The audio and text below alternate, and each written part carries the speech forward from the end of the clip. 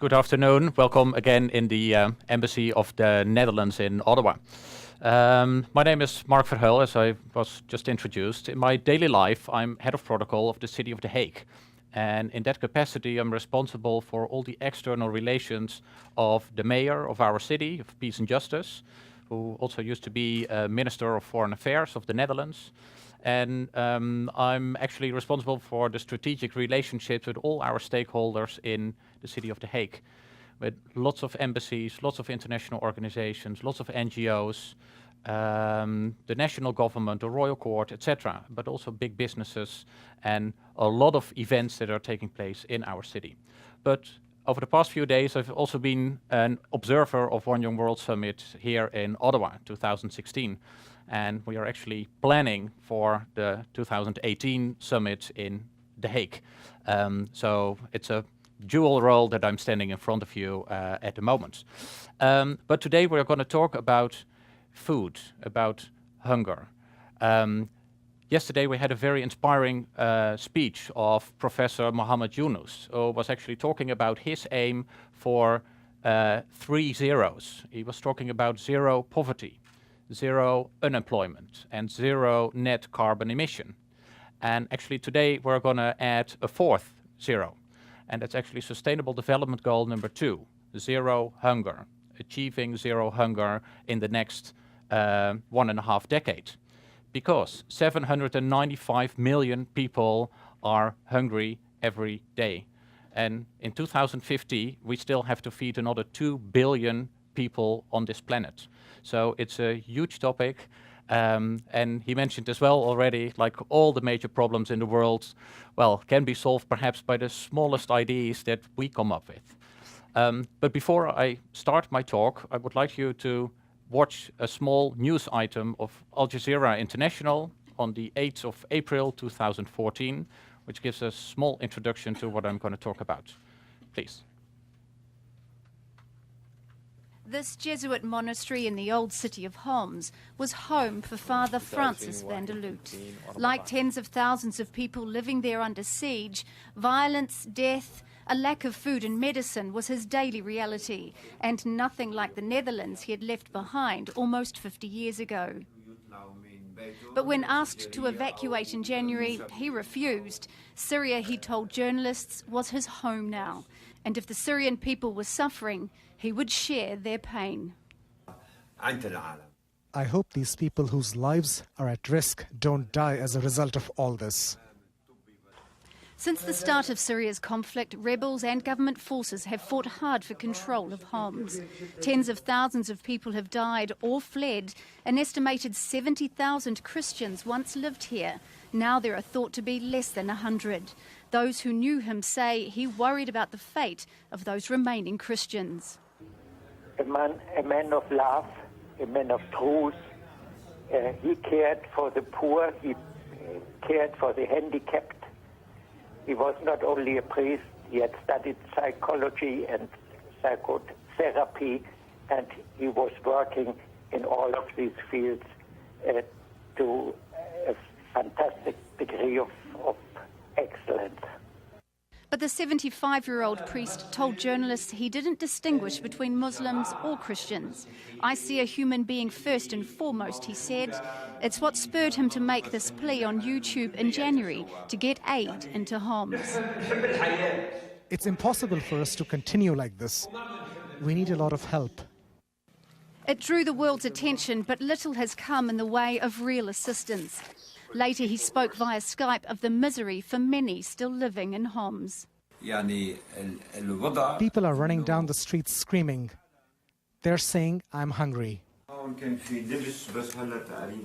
Van der Loot himself lived a life of hardship. Speaking here in January, he showed his dwindling food supplies, olives for breakfast and dinner, the last bit of tea, and an empty jar once filled with wheat. Humble conditions, but in keeping with a man who said he was prepared to risk his life to repay the kindness the Syrian people had shown him. Madeleine Albright, Al Jazeera. The kindness that the Syrian people gave him, like for 50 years, he's been living in Syria before he got killed, because he had an outcry to the world to help, to give assistance, etc. I had breakfast with this priest 7 years ago in Homs, in his monastery, while I was there on holidays.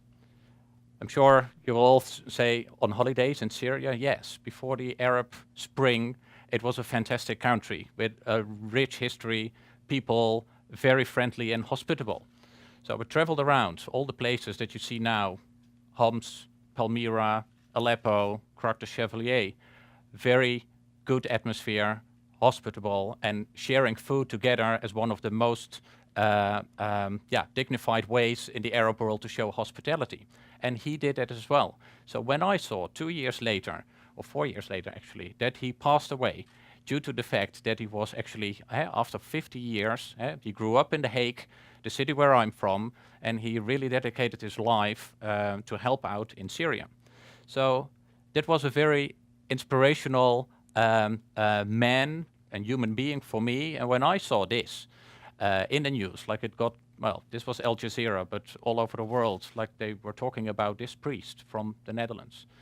I was like, what can I do in the city of The Hague to, well, get the message out there? Like he tried to do it from Homs on YouTube, but as you saw, it didn't really reach out. And still nowadays, over the past few weeks, everything that you see in Aleppo, traffic, transportation, distribution, not able to be able to reach out the citizens in Aleppo. And actually, that brings us to the right to food.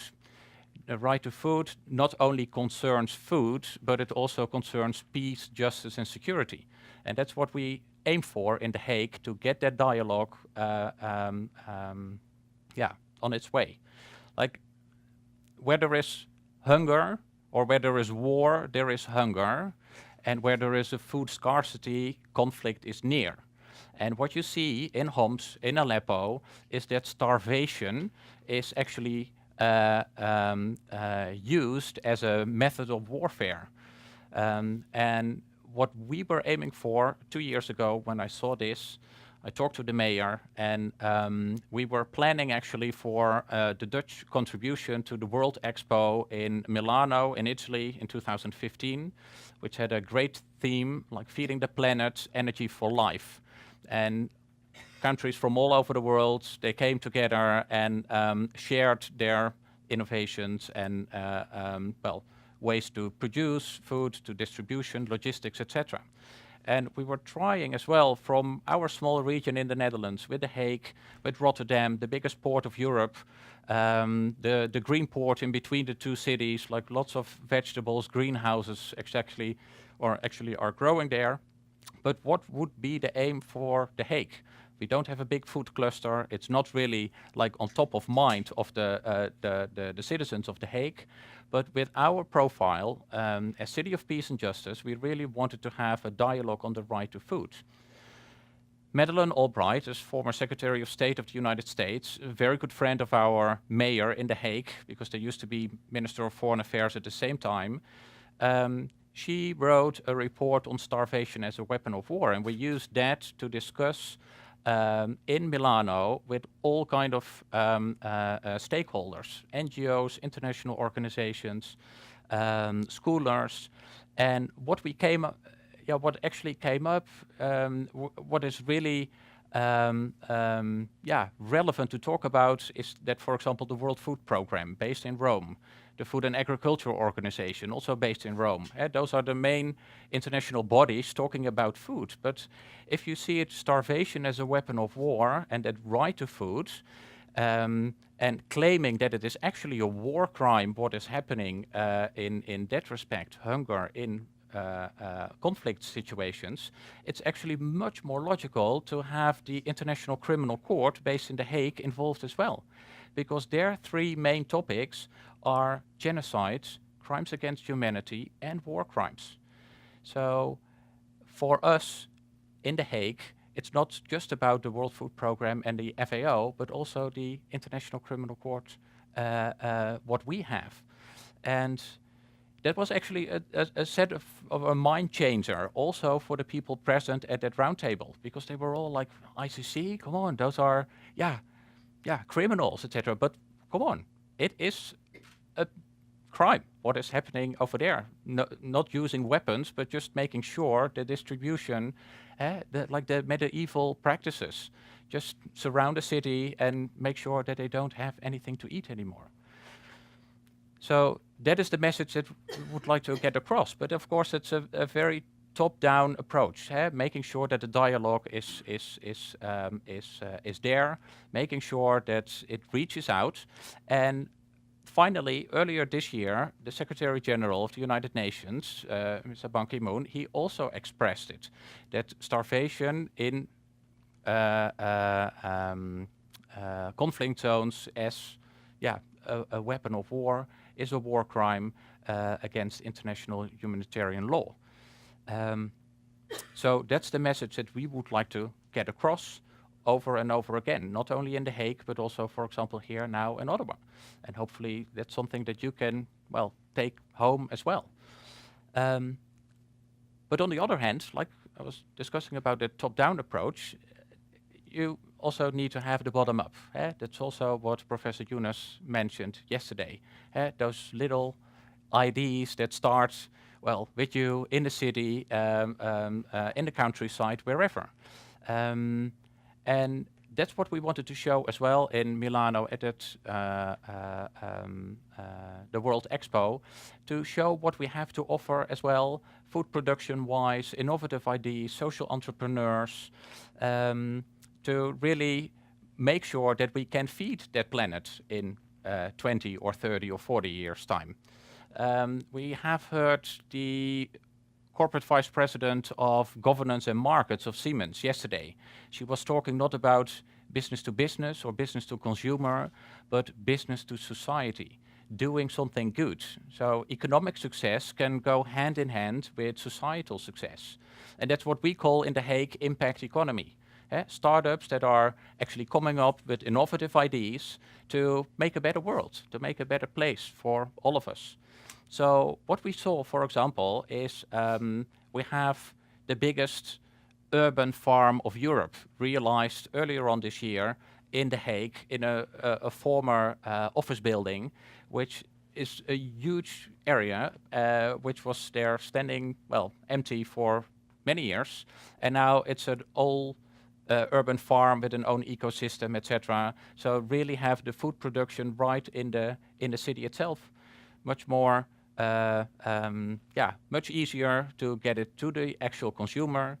Half the population of the world almost is living in cities already, and it will increase, well, over the years as well. So having that production close to the consumer, is very, innovative, and that should be realized as well.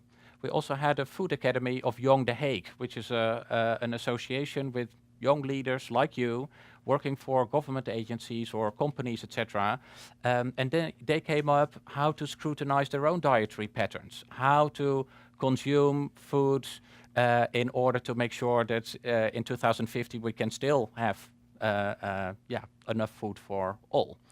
And so a lot of those innovative ideas were there. And actually, Sustainable Development Goal number 2, Zero Hunger, and also, of course, on social media, the Zero Hunger Challenge. I'm not quite sure if anyone heard about that already, but zerohungerchallenge.org, all your ideas, how small or inefficient they might look like in the beginning, can end up as being implemented by the UN and really achieving this Sustainable Development Goal number 2. But the Deputy Head of Mission mentioned it already at the start. We're also going to talk about big data. And the Center of Innovation of Leiden University, based in The Hague, was also present in Milano. And they really did a great job talking about big data in relation to food production, food distribution, etc. And mainly in connection to the refugee crisis in Syria, in Lebanon.